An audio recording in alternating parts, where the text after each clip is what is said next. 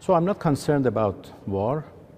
What I'm concerned of is miscalculations and military operation based on misinformation and disinformation campaigns. It is obvious to us that there are certain elements, certain parties who want to drag President Trump into this war for their own benefits. And I think President Trump is wise enough to make a correct decision. How can a meaningful negotiations process be jump-started right now? A meaningful negotiation should be based on trust.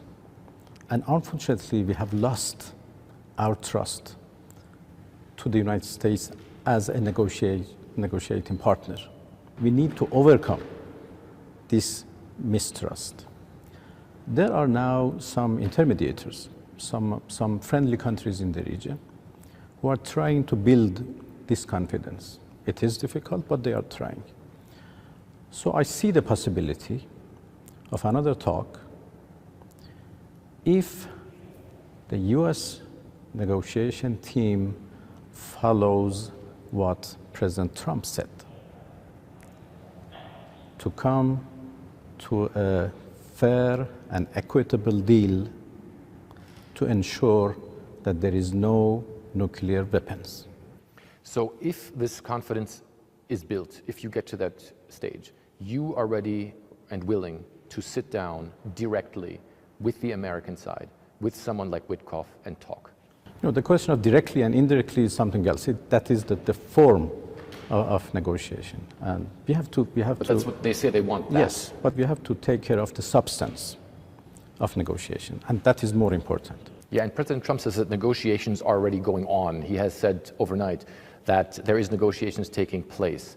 How does that work right now with this confidence building, with countries in the region also helping? That is through intermediators. As I said, there are some countries who convey messages and who are trying to build confidence and to prepare the ground for a meaningful negotiation. And we are working with them, and we are exchanging messages. Would you say that these talks that are going on right now are fruitful and can lead to a de-escalation of the situation to a point where real talks can take place? I think so far, yes, fruitful. Things like enrichment, things like ballistic missiles, things like proxy forces in the region. I know that the United States has talked about wanting to negotiate about that as well. Is that completely out of the question for you, or is that something you could at least talk about? President Trump said no nuclear weapons, and we fully agree with that. That could be a very good deal. Of course, in return, we expect sanction lifting. So that deal is possible. Let's do not talk about impossible things.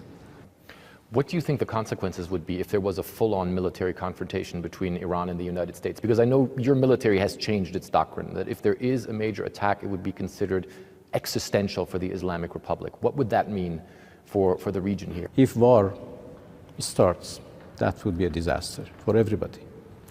In the previous war, we tried hard to limit the scope of war between Iran and Israel. This time, if it is between Iran and the US, since the US bases are spread all over the region, then inevitably,